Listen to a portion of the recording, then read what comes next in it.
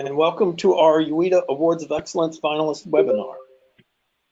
A webinar designed to provide support to our finalists as we approach the home stretch before the 2019 Annual Summit, where each of you will present your project or initiative in front of your peers. My name is Frank Sotil, and I am the Deputy Director for UITA and will be serving as your host for today's webinar. The Awards of Excellence program recognizes leading edge initiatives in university-based economic development and encourages their adoption among UITA members. So before we begin, just a few housekeeping items.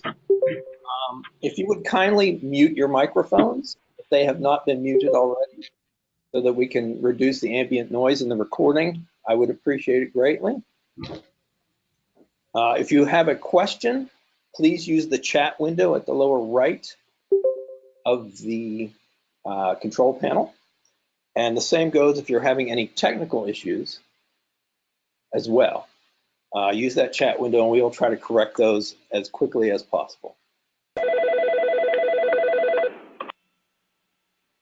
Information about the Awards of Excellence program can be found at URL awards.universityeda.org.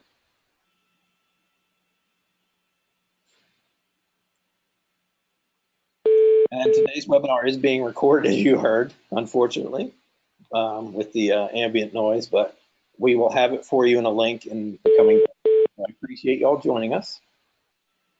And without further delay, let me introduce our presenters. So we have with us today Margo Cliff, who is the chair of the Awards of Excellence Committee and is from the University of Alaska Anchorage Business Enterprise Institute and a former winner as well. And we have Michelle Elliott and Sam Perrin, both from the University of Georgia, and their project, the Archway Partnership, won the 2018 Award of Excellence in the Place category. So I welcome them all. And I'd like to thank them for being with us as well. So at this stage, I'm going to turn the presentation over to Margo Cliff. Margo, take it away.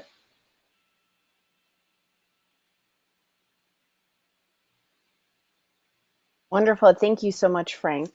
On behalf of the UITA Awards of Excellence Committee, we want to once again congratulate all of you on being selected as finalists in our awards process. The purpose of this webinar is to help you prepare for your presentation and ensure that you really can put your best foot forward in the coming weeks as a finalist for the 2019 UITA Awards of Excellence. Here's just a couple of highlights that we will cover today. First off, we're going to review some key deadlines, including those that should be completed probably already. We will explain the judging criteria and how winners are selected. Over the years, we have observed quite a bit about what has worked and not worked for finalists as they prepare for their presentation. We will share some of those insights with you today as well. We will also discuss the table exhibit opportunity and some reminders about campaigning. Most of all, this webinar will provide an opportunity for you, the finalists, to ask any questions you have to ensure you're comfortable with the process over the next several weeks. All of us want you to do your best, and we're here to answer any questions you might have. This webinar should last no more than an hour. So first up, a couple of key dates and deadlines that you should have already been aware of based on all the fantastic correspondence that Frank has been sending out from UITA.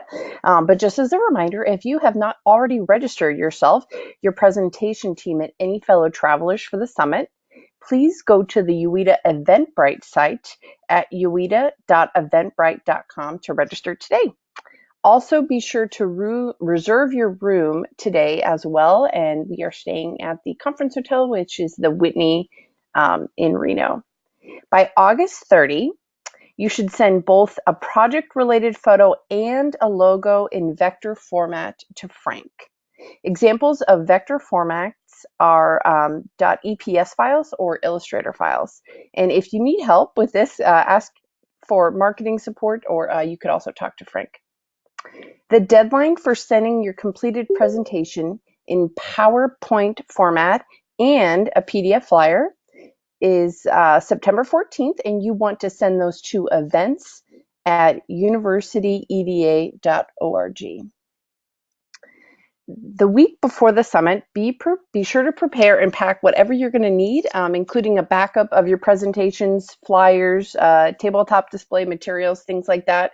When I presented, and I'm sure Michelle and Sam can comment on this as well, I think I had 3 different ways that I could access my presentation, just because, things can always go awry, and I felt much more comfortable. I think I had it on a thumb drive. I had it emailed to somebody and obviously sent in to the UITA personnel. And I think I might have had it on like a CD. This was a couple years ago. But anyways, any way in which you feel most comfortable, be sure to bring backups and everything that you will need for your presentation.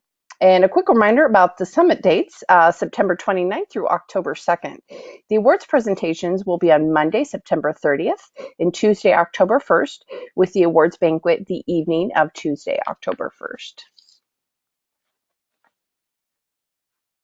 So some logistics here. Each category will have 1 hour and 15 minutes to present, and we present one finalist right after the next.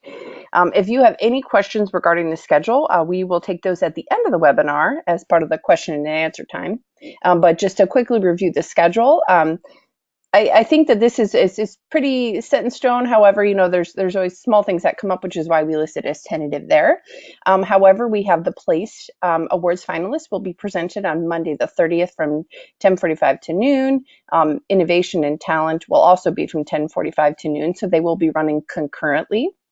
And then Monday afternoon, we've got talent at 3:15, and then place and innovation also at 3:15. And then Tuesday afternoon at 2:45, we have innovation, and then talent and place running concurrently from 2:45 to 4 p.m. So a few more quick comments about logistics to help you prepare your presentation. You will be presenting to a room of UITA Summit attendees of very different backgrounds. That's why I always love going to the conference. You meet so many fascinating and fantastic people. Since some category presentations will be occurring at the same time as other panel discussions, you can estimate about 75 to 100 attendees in your session. Your presentation should be in PowerPoint format, and we preload that onto the laptop that's in the room you're presenting in. And that's all done prior to the conference, which is why we ask you to submit it about a week out. A screen, projector, and microphone will also be present in the room. If you have any special requests for your presentation, please contact the events team at events@universityeda.org, and they will see if they can help accommodate those requests. But no guarantees on that. We're often working with what we have in the rooms. Again, each of the categories will have 1 hour and 15 minutes for our finalist presentations. Your presentation is no longer than 12 minutes. We are very, very specific about this to ensure that it's a fair process for everybody. After the 12-minute allotted time for presentation, you will have a 5-minute question and answer period where you can answer any question, that those in attendance might have for you. Finalists will present in this manner, one right after another, until we've completed the full hour and 15 minutes.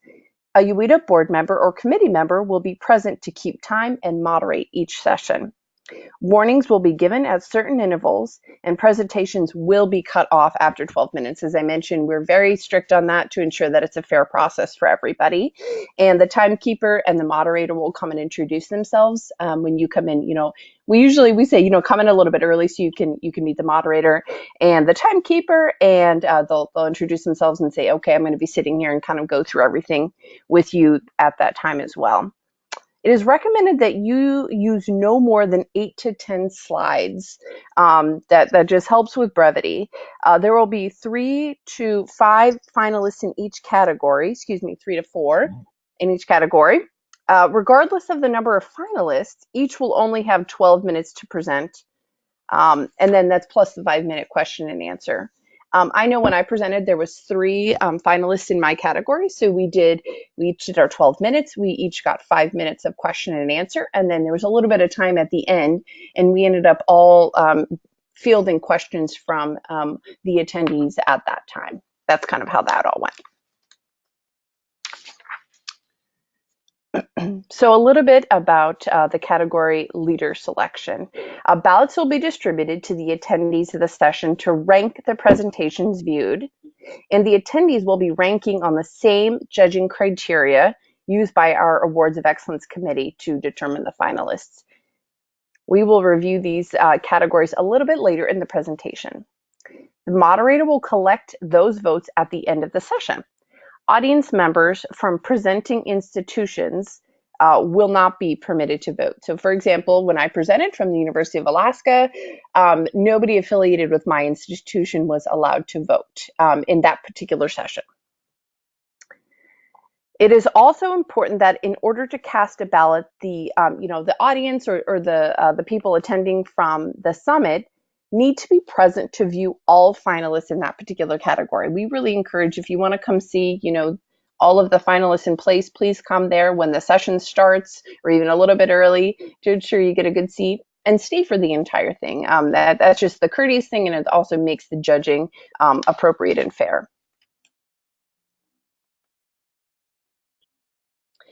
So the table exhibits are shared by category, and they're located in the exhibit hall. And for displays, it's going to be like if you have a small tabletop or a rectangular banner, and any materials that are related to your project. We know sometimes people have handouts that they have, brochures, sometimes they have small maps, all sorts of different things, and those are allowed to be out at a very specific time. Oftentimes people want to follow up with you and they maybe didn't get their question in. And so, if you're out and they're able to grab some of your information from the table exhibits, it's a wonderful way to keep the conversations going. And those are going to be staffed during the reception times.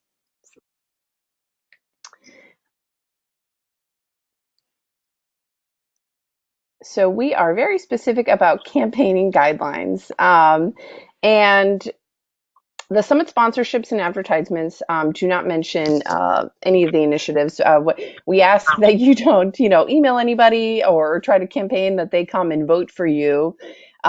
You are allowed to distribute items, as we mentioned, after your presentation in the exhibit hall. If you have any specific questions on campaigning, we ask that you please reach out to our Executive Director, Tim Hines, and his email is at the bottom of the slide there.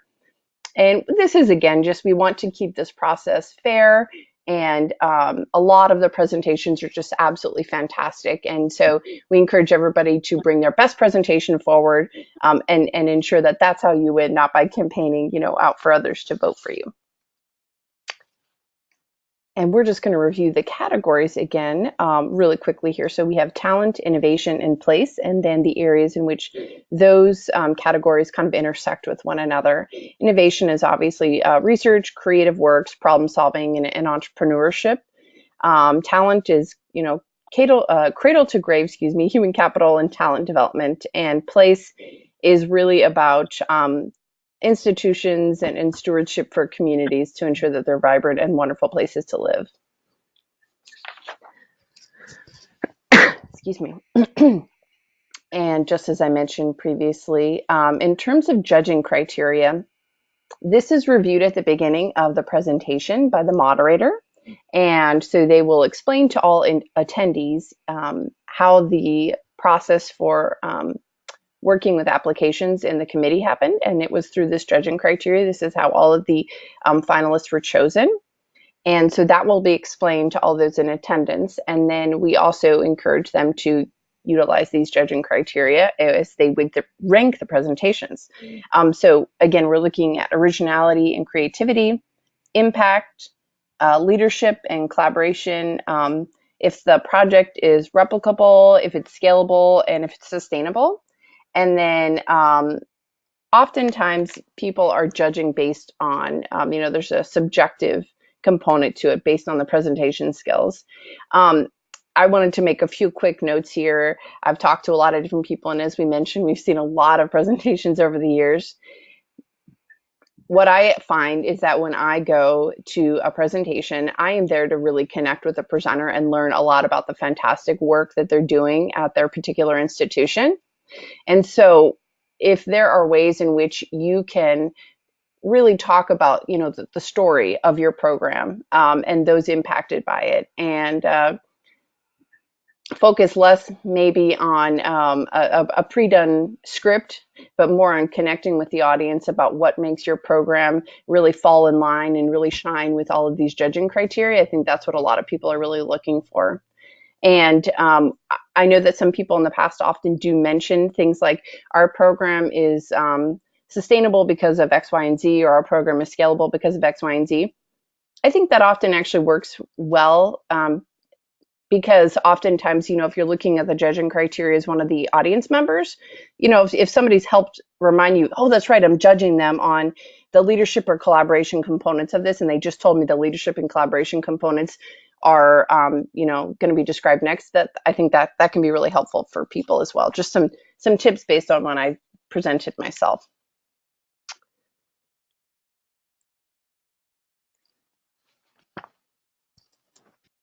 So these are some of the common questions that we've kind of covered so far. But when do I distribute my handouts or marketing materials? As we mentioned, that happens out in the exhibit area. The booths are shared by, if you're all of the finalists for talent, for example, would be sharing a space. Question and answers are handled after the 12 minutes is up and we say, okay, thank you very much, time.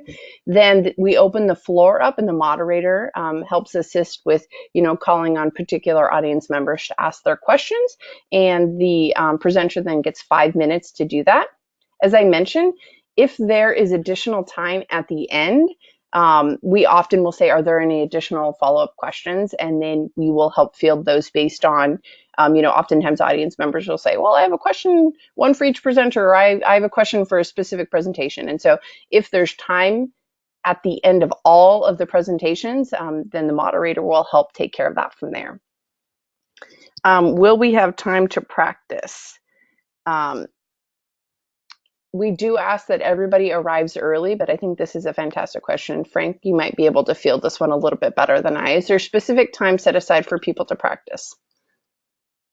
Well, we don't have specific times, but anytime I've seen groups get together in empty conference rooms or in empty venue rooms at the venue and just work through their presentations. I remember several years ago in Alaska, that was a common sight. Some of the teams is trying to coordinate and just because of the 12-minute limit, they need to be quite responsive and almost not overly rehearsed, because you never want that in a presentation, but just on top of their marks. And so there are spaces to do that.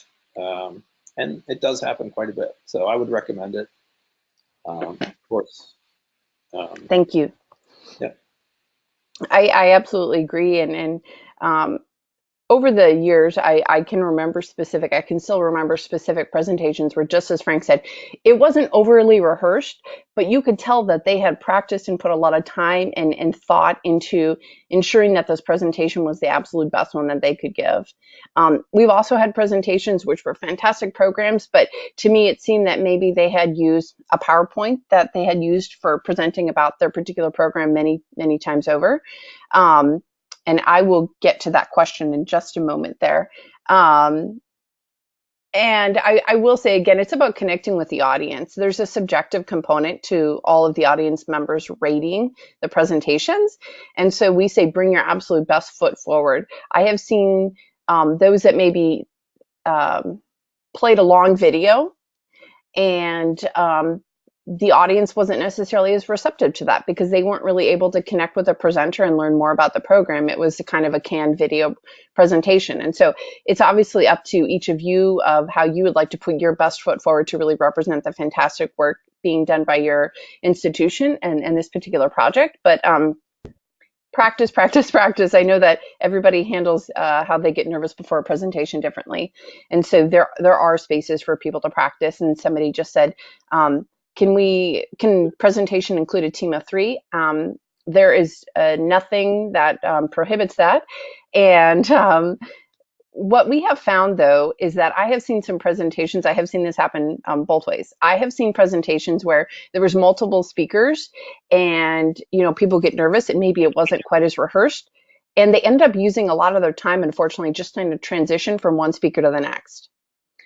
That, that's unfortunate. You only get 12 minutes, and we're very, very, we cut time at 12 minutes.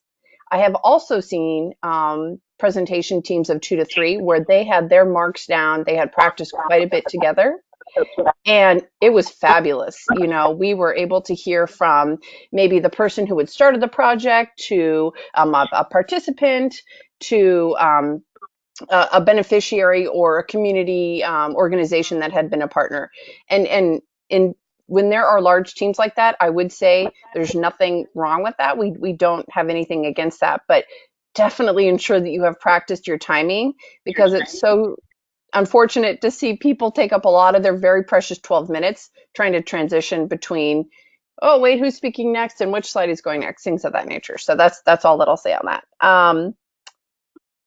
What do we win? That's a fantastic question. So at the awards banquet, the winners are all presented. You are presented with some kind of a trophy, and you get to come up, and usually people just come up and say thank you. And we do take photos at the awards banquet with all those who have presented, as well as the winners. But I believe it's a specific type of trophy, and I'm not sure if that changes from year to year. But you do win something that you get to take home with you. And not only that, we have done quite a bit of work over the years to really talk about the fantastic applicants, finalists for this program. So there's actually quite a bit of PR when I won. I remember we came home and a lot of people in Alaska were like, "Oh my gosh, I heard you won an Awards of Excellence. That's so fantastic. Tell us more about it. Tell us more about the UWITA organization." So there's definitely a lot of fantastic, we try to put out their PR to really talk about the fantastic people that participated in this year's Awards of Excellence presentations. And Frank might even be able to speak a little bit more to that than I could. And does the AV allow for short videos to be embedded in the PowerPoint presentation? I would assume that it does. It has in the past. What I would say though is that we do encourage everybody again to come a little bit early and practice making sure that everything is running very smoothly, and that you have a backup. For example, I've seen that happen where people have videos that are supposed to be embedded, and then they said, I don't have that on, I didn't bring the videos themselves on, excuse me, on like a thumb drive, and then they aren't working. So again, the best way to ensure that is to send it exactly as you would like it. Exactly as you like the PowerPoint to play out with the videos embedded, and then bring backups of those things so that ahead of time we can run through and make sure that all of the presentations are running really smoothly. Yeah, I'll just add, Margot, that is the most important thing, are the backups and the embedding.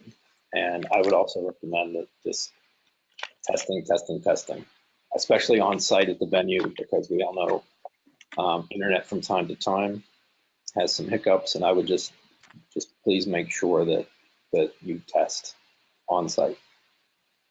Absolutely. And I will say too, I have seen where there was somebody didn't, there's always one of these anecdotes. Somebody didn't test it out, and it kept malfunctioning throughout their presentation. And unfortunately, they just had to keep going on because we still kept them to that 12-minute mark to ensure fairness to the other presenters in their group. So to avoid that situation, bring backups and come in early and test it out. As we mentioned earlier, all of these will be preloaded onto the laptop so that when you come in before your presentation, we can test it out and ensure that everything is going very smoothly so that it's a fantastic presentation time for you. Are there any other questions at the moment on like judging criteria or presentation specifics? And again, we mentioned we do have time at the end for that as well.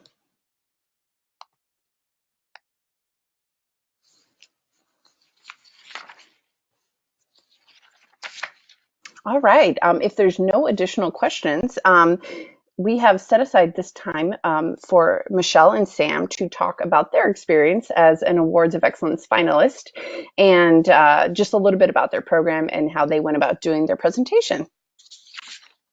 Okay, super, thanks. Hi, everyone. I'm Michelle Elliott, and I am with the team from the University of Georgia that was a winner in the place category last year. First of all, congratulations to you all.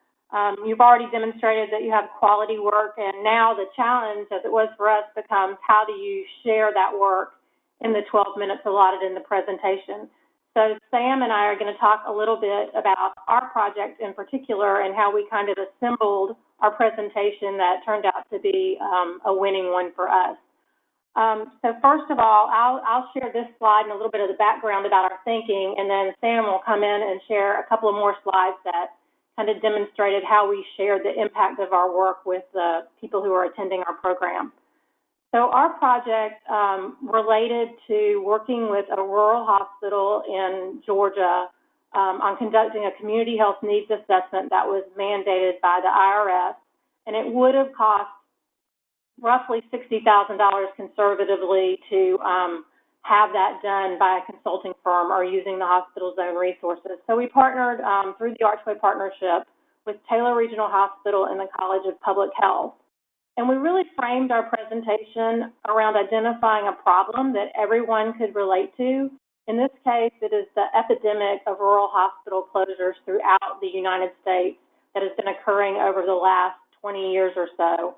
Now 112 rural hospitals have closed. So the problem we identified was that this hospital in Hawkinsville, Georgia, was faced with extinction and also equally challenged with having to come up with additional resources for an unfunded mandate to produce this hospital needs assessment.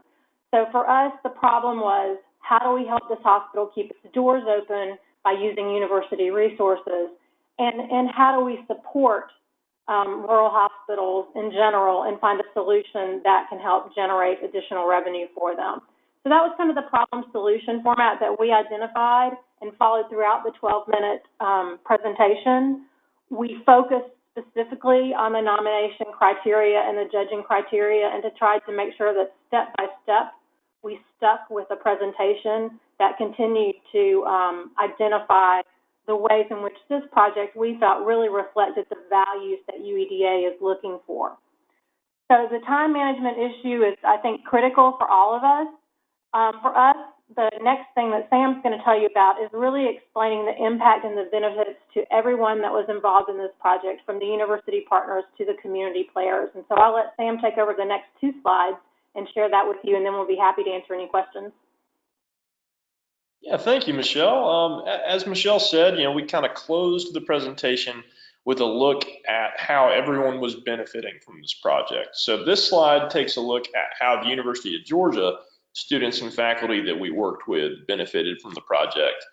And as you can see, it's really a reciprocal benefit. It was a project that we felt had a big impact in Hawkinsville at Taylor Regional Hospital, but also on campus in helping students and faculty increase opportunities for research in rural communities, provided really great experience for students of getting out in the field and working with real people on real problems, and also led to several peer-reviewed publications for the students and faculty that were involved, all while fulfilling our mission of service to the state.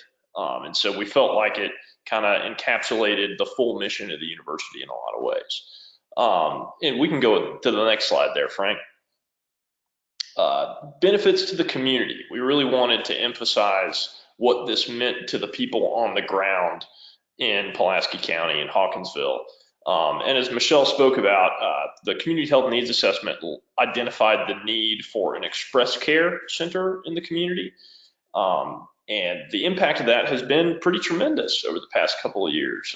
Taylor Express Care opened up in the hospital later the year that we finished the Community Health Needs Assessment, now serves on average 18 patients a day, and it has resulted in a 10% reduction in emergency room usage, which really has had a big impact in a lot of ways. It's kept Pulaski County residents close to home for their health care, which is beneficial for a much shorter drive to receive routine health care, but also at keeping that in the community where people were before driving 20 or 30 miles for routine health care. Now they can do that right at home.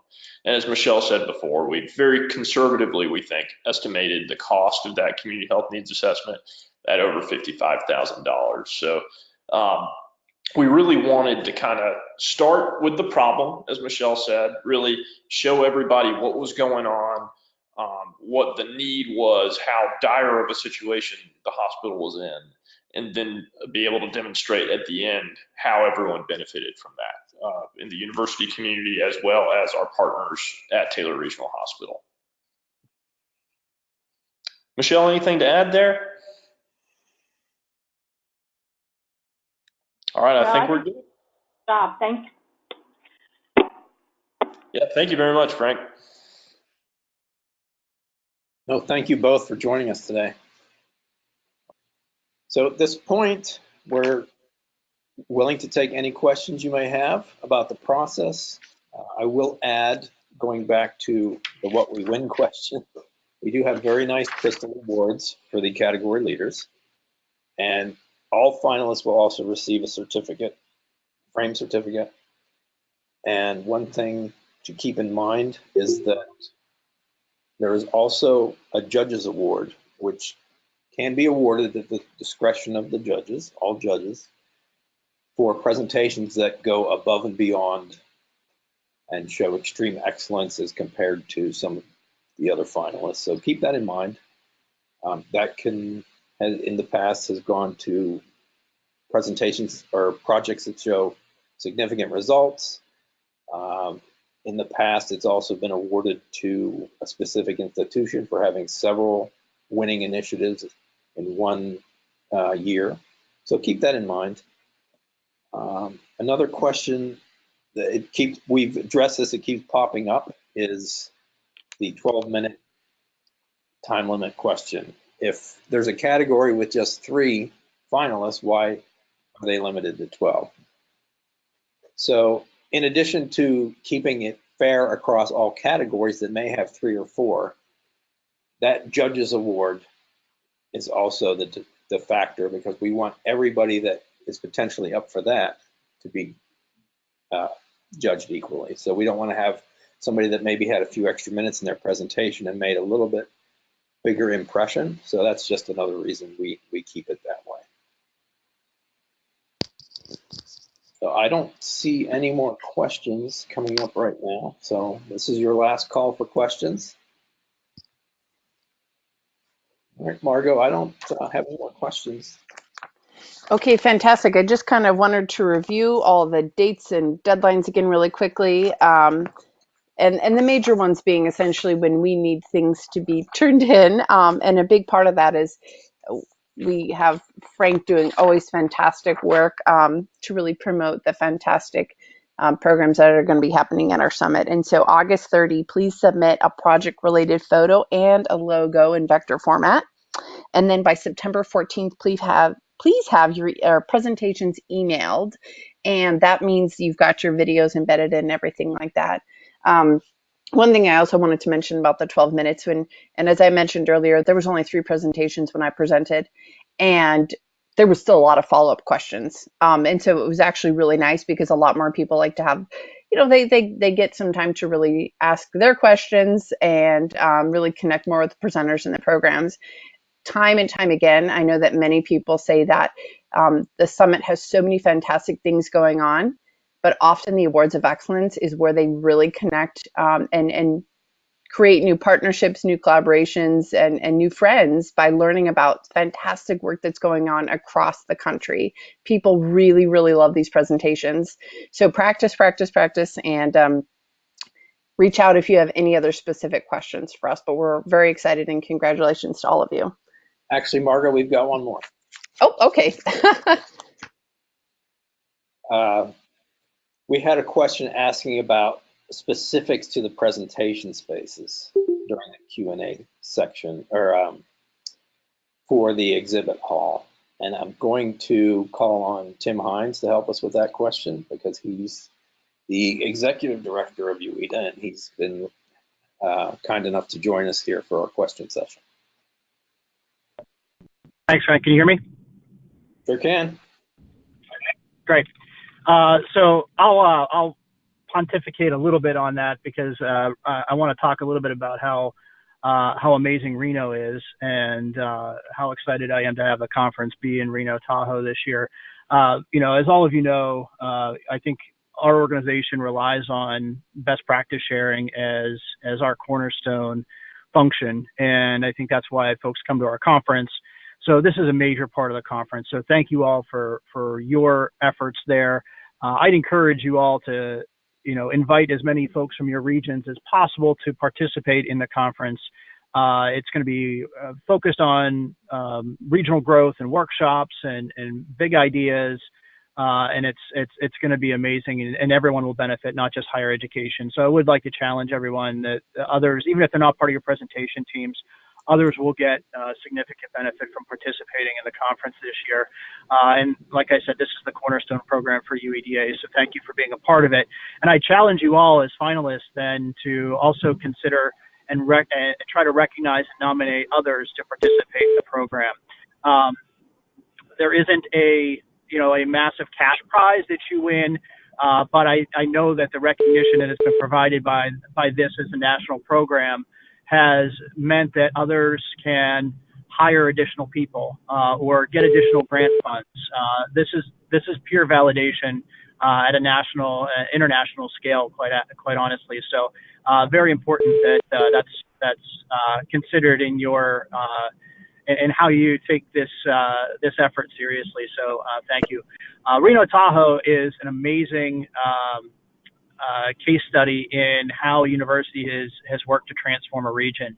And as many of you might have been to Reno Tahoe area in the past, you think smoky casinos and such, and while there's still some of that there, it's really the university has really helped to transform that town and is still working to transform that town. So it's a really exciting case study, and I'm really thrilled to be part of that. As far as the venue goes, we're staying at the Whitney Peak Hotel. It's an amazing boutique hotel. One of the presentation rooms is going to be a traditional conference hotel type room. So you can picture classroom style seating with some theater style seating in the back and a podium and a screen and such. The other room is going to be it's in their performance space. So they actually have a concert venue on property, and at that concert venue, they have some B-level bands that come and participate, and you'll actually go up on stage, and the tables will be more of a round type format rather than a classroom type format, but it'll be more of an auditorium or concert hall type feel. There aren't seats, so imagine just a cement floor with stage lighting and a stage up front. And you can look up the photos of the venue online. There's ample out there. But that's kind of what you're going to be experiencing. We do have another room that is available for practicing. If you do want to practice, as long as there isn't something else scheduled in that room, you're welcome to practice. And it's a smaller room, but it'll be a private space, and you're able to practice in there if you like. We also, Sunday evening, we have on our schedule a question and answer session about the Awards of Excellence program. That's meant for you to come in and chat with the Awards of Excellence committee, get some last minute pointers if you like about your presentations, or even if there's folks that are interested in participating in the Awards of Excellence program. It's really just meant to chat about the program and chat about the presentations so that everyone gives their best effort. So that'll be Sunday evening in Reno Tahoe. And we'll have a venue for that on our conference schedule. I can't stress enough about keeping the message simple, keeping the presentation simple. And if you do have an interest in adding some additional elements to your presentation, whether it be as videos or prezzies or those kinds of things that just make sure you find time to practice in the room. A lot of folks come in and just check and see if the presentations are loaded appropriately, and then go and practice somewhere else. But we have conference sessions going on in all of these rooms pretty much all the time. So come and find Frank. Frank's in charge of our presentations at the conference, and he'll be more than happy to try to help you through that, as long as other sessions are underway and that room isn't being utilized. And I do want to point to another resource. If you go to and search for University EDA on SlideShare, we have a bunch of presentations from past finalists on SlideShare. So if you want to get some ideas on past presentations that have either won or otherwise, please feel free to check that out as a resource. That's a valuable tool for folks prepping for their presentations. And that's really all I have, Frank. So thanks for giving me a few minutes to expand upon the venue and such. All right. Thank you, Tim. Thanks for hopping on. And if there's nothing further, then Margot, I believe that we can wrap this up. Wonderful, thank you. And there was one quick question, so I just wanted to reiterate for yet again, logos and photos by August 30th and PowerPoints by September 14th. So if anybody has any other questions, please feel free to reach out to us. We're here as a resource, but we're very excited for all of you. And thank you so much for joining us today. Yes, thank you, everybody. Have a great day. Thank you.